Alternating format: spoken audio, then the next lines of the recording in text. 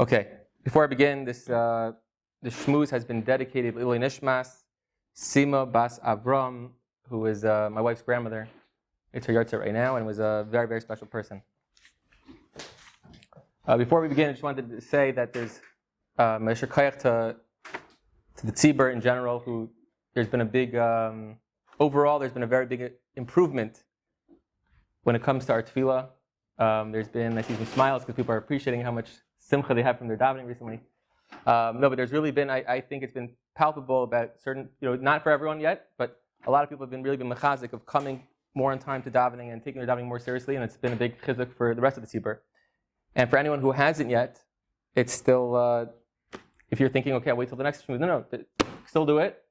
You can wake up and, no pun intended, and get our tefillah going. It's the first thing we got to do to help our tefillah is to show up. Okay. For Parshas Mishpatim, being that's the end of Shovavim, I'm not really such a Shovavim person, but Lamaisa, it's in this week's Parsha, there's a pasuk that is very negated to this. I figured it's a good time to reflect on a very difficult topic, Inyane Kedusha. Now, it's difficult for many different reasons. A, it's a sensitive topic. But B, and probably the harder thing, is because we don't really know what Kedusha is or means. It's very foreign to us. So, it's very hard for us to understand it. L'maisa, there's a story with a Talmud of the Rizhiner Rebbe, who he went on a trip to Eretz Yisrael. He left from Europe, came to Eretz Yisrael, and was all excited before his trip to come to the Eretz HaKodesh. And he comes, and he was a little bit disappointed when he got back. He didn't feel anything. Kedusha wasn't there, Kilu. So he went to the Rebbe and he said to him, I made the whole trip, probably took a lot of time, wasn't like one little flight, took a lot of money, and he got his way to Eretz Yisrael, and when he got here, he asked the Rebbe, he said, what happened? How come I didn't feel it? So the Rebbe said, it's not a din in Eretz Yisrael, it's a din in you. The Kedusha was there, but you have to be a kli kibul, to be ready, a kli that's ready and able to accept and to be able to tap into the Kedusha. It doesn't just come naturally. On the other side, we find some people, even without having any connection to Yiddishkeit, can come to the Kaisel, and when they're there the first time ever davening there, they can, crying their brains out, felt something that they can't describe. Some people might think in their head, and I see some heads thinking, yeah, maybe it's just emotional. It could be it's not Kedusha. I don't know, we don't really know what it is. But I can tell you that there's a Kliyakar that says that it really is a real thing. Kliyakar says in Parshas Lech Lecha and in Vaschanan, he speaks out there that just by seeing the Makam Mikdash, the Kedusha can envelop a person, and he can really gain just from looking at it. And he says, there he's trying to explain why Moshe Rabbeinu, why HaKadosh Baruch Hu showed him at least Eretz Yisrael. It wasn't to taunt him, was actually for him to at least get that Kedusha. That's a very different topic. So how do we prepare ourselves for something we don't really know? How do we grow in Kedusha if it's something we don't really know what it is? How do we become more, how can we relate to it better? How can we start growing in this area? So, Ein lanu ela masha amru Chazal. So we could try to figure out what Chazal are telling us, how we get this, and how we can grow in this area. So the pasuk says, and this is what I was addressing, the pasuk says in this week's parsha, very deep into the parsha, in Revi, in the middle, let's say, it says, V'anshe kodesh tiyun li, after mentioning a lot of halachas. We had just gone through Shor, Bar, and Mazik, and all the different things that Mishpatim is famous for, all the halachas, and yet now it goes and tells us, by the way, V'anshe kodesh tiyun li, you should be anshe kodesh, be people who are holy.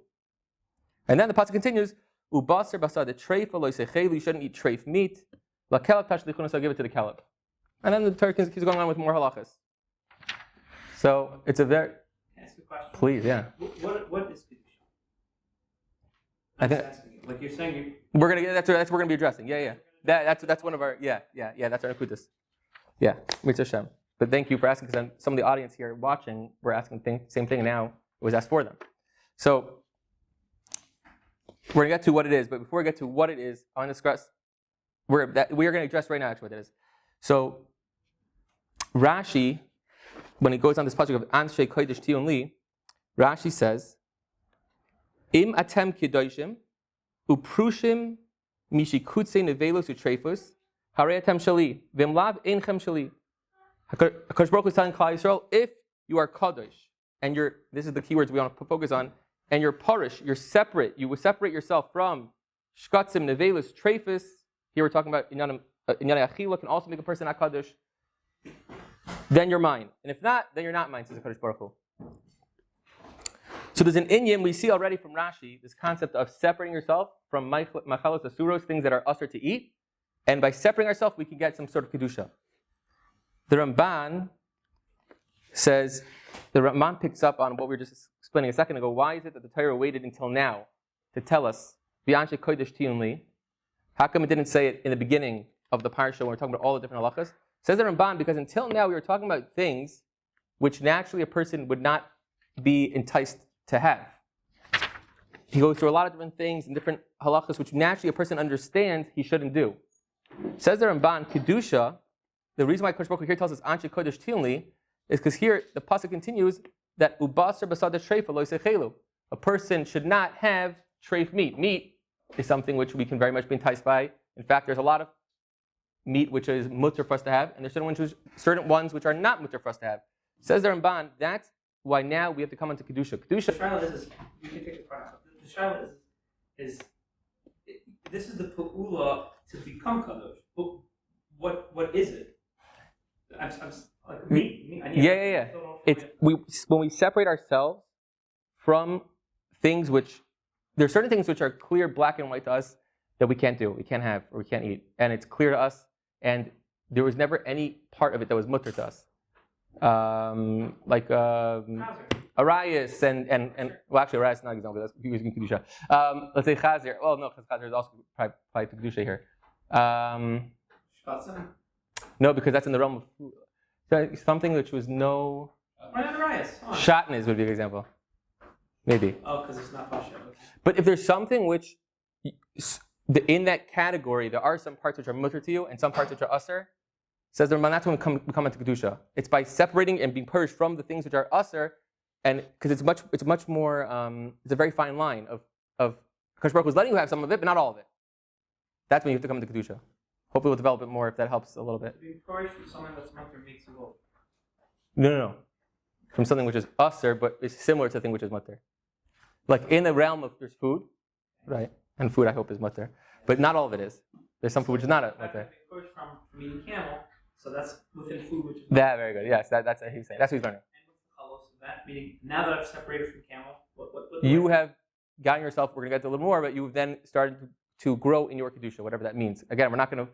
I don't think we'll be able to come out of this year and tell people listening. Unfortunately, I'm going to give you a little sneak peek. We're not going to come out knowing, being like a malach and knowing what kedusha is. But I'm hoping that we can gain some, at least what Chazal tell us of how we get it, and a little bit of what it does. Fine. So it says the Ramban, based off this Ramban and based off Rashi, when we refrain from something that's enticing, and is also something which is so similar to something which was mutter to me, that's when I come on to kedusha. For example, this is not. I'm coming lafuke. I think this Ramban is really lafuke. A big mainstream approach of the Goyim that we know, especially in certain sects, that they believe that you have to abstain from everything physical, and that's how you gain kedusha. That's the only way to be holy. That's not what we're saying in Yiddishkeit.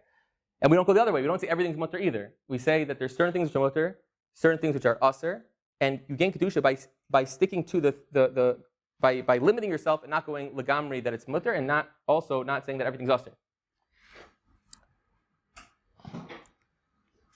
Lamaisa, there's a big chizuk. The Sfas Emes and this week's parsha, Sfas Emes, the shame the Kotzker, says it's a double whammy.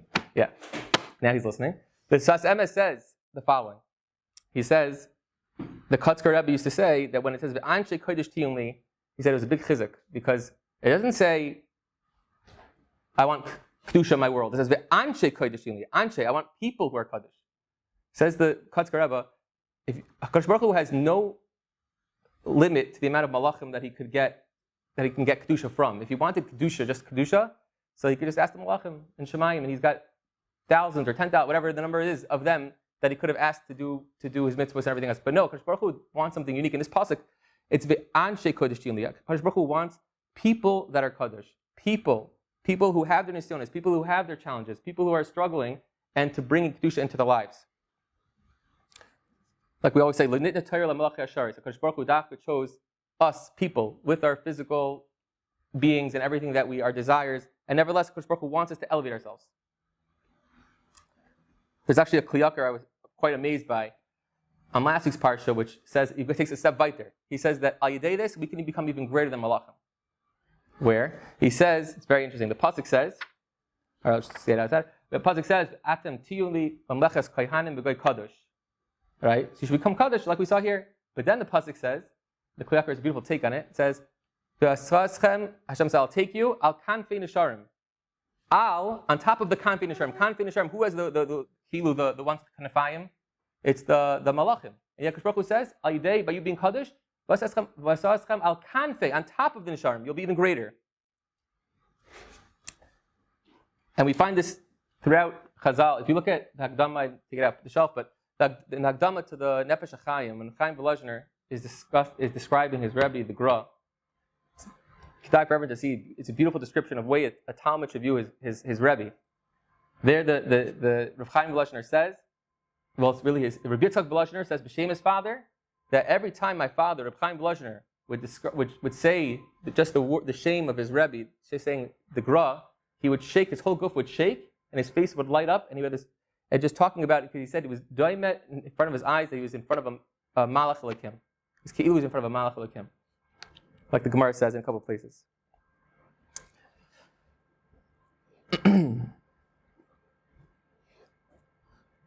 L'maisa,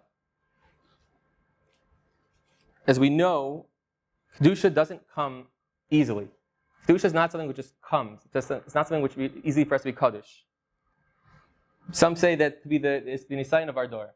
It could be the challenge of this generation. Each generation has brought in different Maimer Chazal, that there's a nisayon of each door. It could be that this generation has been challenged with this. It's something which constantly requires chizuk. Even when we think we're strong enough, we're good enough, it's something which always needs chizuk. And it's kal v'chaymer in today's generation, when there's a society at large that not only doesn't believe in this, but makes fun of or mocks this concept of being kaddish, of being purish from things which they view as totally mundane and regular, and why are you being so different and so strange? And it's today's generation. We're tainted and we're affected. Even us are mushba from that mindset of everything is good, everything's okay, just accept it. It's not a big deal. I'll give you a ma'isa that happened to me when I once. This is when I was younger. I remember at the time it took me the person. Okay, you'll hear the story. The person who said this to me, I was taken aback by what he had said, but now looking back, it makes so much sense. I was once putting up a flyer on behalf of, it was NCSY, some sort of organization, and I had a certain cartoon picture. Right? Didn't think anything of it. I'm not going to describe the picture now, it doesn't really matter. And I was told to put it up on the shul on behalf of the organization. I put it up, and within a second, there was someone who was learning in the kollel of that shul, and right away took it down. I mean, maybe he asked me first, but he's like, "Can I take it down?" I was like, "What's the big deal? It's just cartoon." It's like, And he said to me a mashal, which I thought was very, very chashuv. He's like, "Yeah, for you it's just cartoon."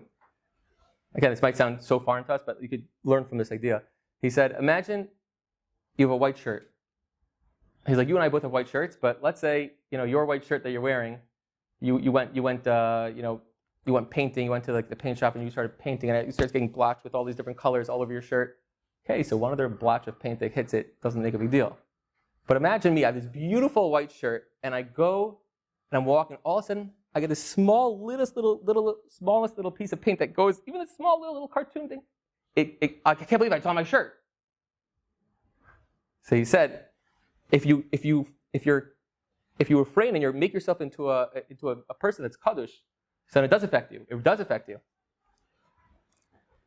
And it doesn't mean that, therefore, if a person said, "Okay, so I've already seen that cartoon, so therefore a person can gain and grow the kedusha, the more person is pirish, the more person stays away from things, and the more person keeps himself in a makom kaddish, in the right mindset, a person can gain back and can grow.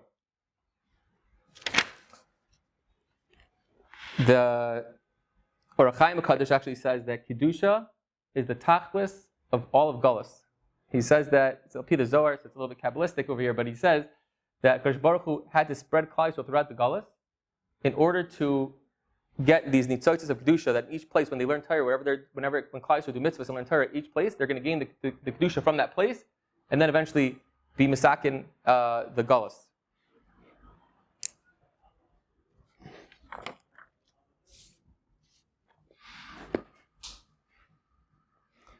I thought something else interesting. We've pointed out at least one element of Kedusha, we said, is to separate yourself, and to specifically separate yourself from things which can almost be seen as mutter, and to put a fence and a gvul to not get involved. There's another thing which is incredible about what Chazal are telling us, that it's supposed to be a separation, is that it's supposed to be done, this cheshbon, when you separate yourself, means, could be separate yourself in the Maisa, but if you're separating yourself once the challenge or the Nisan is already there, so then Kimat, unless the person's like Yosef Atzadik, Kimat, it's impossible to be miskaber. However, the idea of Kedusha could be that Torah is telling us, separate yourself, be Kaddish, separate yourself before. Don't let yourself get into that matziv. Don't let yourself be in such a matziv of Nisan. A person has to ask himself, in the moment, a person can't really think straight. But before, a person has to ask himself, what do I want in my life? What can I do to not put myself in Nisan? Sometimes people bring different technologies into their lives, and the question is, they have to ask themselves. I'm not coming to say everyone's an 8-shekel or a puzzle or all those things.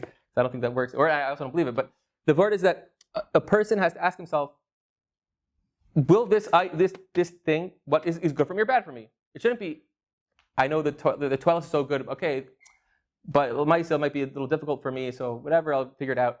The first question is this thing safe? Is this thing good? And then if it's safe, you figure out, do I want it or not? Each person has a different answer for that question. There's Gemara Nida in Lamed Aleph. It says something very, very powerful. That the Malach asks the Neshama, before the Neshama goes into the baby's in the mother's stomach, so the Malach makes the baby take a shvua, that the baby's going to be Mekayim Kula Torah Kula. And the Gemara says that the Malach doesn't let the baby go until the baby is maskim, or the neshama of the baby is maskim, that it's going to be Mekayim Kula Torah Kula, be Kaddish, and come back to Kadosh Baruch Hu the way that he gave it. Only once that shvua is what Kadosh Baruch Hu is going to remind us when we at Me'av Esrim, that did you keep my shvua? It's fascinating. There's a ksais in only one place in all of ksais does he quote a Zohar. And it's actually the Ksais talking about that pasuk in this week's parsha. Parsha's Mishpatim, the halacha is by giving a loan. There's a big mitzvah to give a loan. And we know that the Ksais says over there that Klapi giving a loan, what happens if you have a mashgiach? Let's say the person gave you a pikadon to watch until he pays you back. And let's say the time comes, he doesn't pay you back. So the Ksais says, Al Pidin, the halacha is, it's mutter for you to keep the pikadon. Let's say, you lend someone $500, he didn't pay you back, but the pikadon he gave you, the watch, was $500 worth. Keep the watch. Then he quotes a Zohar that says, but still, it's not the right thing to do. So Rav Eli Lapian was bothered. Why is the Ksais bringing in a Zohar into this halacha l'maisa? It never does that. So it says Rav Eli Lapian that he says, because he says, think about what's going on here. This person, if we would say yes, if you don't bring the Zohar and you say that take the thing, then you're basically telling Kadosh Baruch Hu, Klapi us, what happens every single day? We have a neshama. Our neshama is a pikadon that a Kadosh Baruch Hu, a mashkin kila, Kadosh Baruch Hu takes every single night, and we want it back. But we're basically telling Kadosh Baruch Hu, if we keep that watch and we don't give it back to the guy, you're saying to Hashem that even though I haven't done all the things that you've asked me, I want my neshama back. If you want the neshama back, if you want Kadosh Baruch Hu to give it back to you, then you can't have a time on the other guy. So we have the Kadosh Baruch Hu, Kilu, every single night he's taking our neshama, and Lav Dafka are always fulfilling everything Hashem wants. But if we want it back, we have to say Kadosh Baruch Hu. That's what the idea we're trying to show there by the halva, and we want to keep our neshamas to a certain level.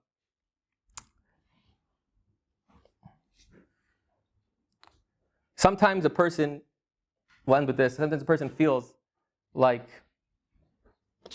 there's ups and downs, like in everything in life. This person might feel, okay, I'm drowning in this realm. I'm falling. I need help. Avada, we always know that there's no such thing as people. The worst thing a person can do is be miyayish. That's mamish the worst thing a person could do, and it's not. Kosh Baruch Hu always says in Bechol Yanim, in Kal V'Chomer this we say Abba L'Tayr, someone's going to become Tohar, Messiah, like Kosh Baruch Hu is there to help you. I want to end up with a Maisa, very, very emotional Maisa. There was a Talmud of Reb Chaim Volozhiner. His name was Rabbi Yeshayahu Bardaki. If anyone knows of him, I'll be highly impressed, unless they've heard the story. But this Talmud had just lost his wife, and he was an almond, a widower, whatever they call it for a man. Okay. Yeah, thank you. With two kids. He had a son and a daughter. And he kept trying to console his children, but nothing was really doing. The young kids, and they didn't have their mother. Terrible situation. And he decided he wanted to switch things up, and he decided that he wanted to come to Eretz Yisrael. But it's a time when people started coming a little bit, the Talmidei Hagra, and he decided that he was going to make this trip.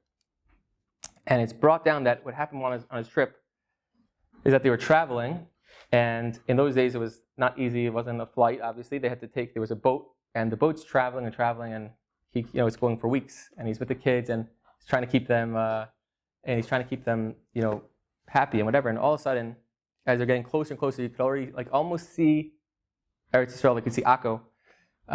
He describes that the boat started to hit some very, very, intense waves, and there was a panic on the boat, and the boat started shaking more and more, and eventually the boat actually capsizes. It breaks apart, and he's left in the water with his son and daughter. And he describes that he had his son holding on to one part of one arm, and his daughter on the other side of him, and he's pushing with all his might, trying to get to Eretz Yisrael. He's pushing, and after about half an hour, he feels like he can't go on. And he says he had to make the decision that no one should ever have to know of making. And he thought to himself, if I keep going with both of them, there's no way we're going to make it. So maybe if I just hold onto one, then there's a chance we can get there. And he's cheshboning then at that moment, which child, how do I make the decision? He goes through the Gemara in Hurrius that talks about when you have to choose someone to save. And he made a cheshbon up to the Gemara over there that comes out that a boy's mechuyev more mitzvahs is the one you have to keep. And at that point, he had to let go of his daughter. And his daughter, as he lets go of her, she screams out, she says, "Tati, Tati!" She's like, you're all I have. And he says he doesn't know how he's able to do it, but at that moment, he grabbed her back with his other hand, and he pushed with all his might, and Mamish passed out when he got to the shores of Eretz Yisrael, and both of them survived. Kadosh Baruch Hu, same thing with us. Sometimes we feel like we're stuck, we're drowning, we're stuck in different things. All different inyanim, each person can feel whatever they're dealing with, especially when it comes to Kedusha. And sometimes you have to just remember, it goes back to previous Schmooze, if we reach out to Kadosh Baruch Hu and daven to Hashem for help, and then Kadosh Baruch Hu, Hashem, will help us.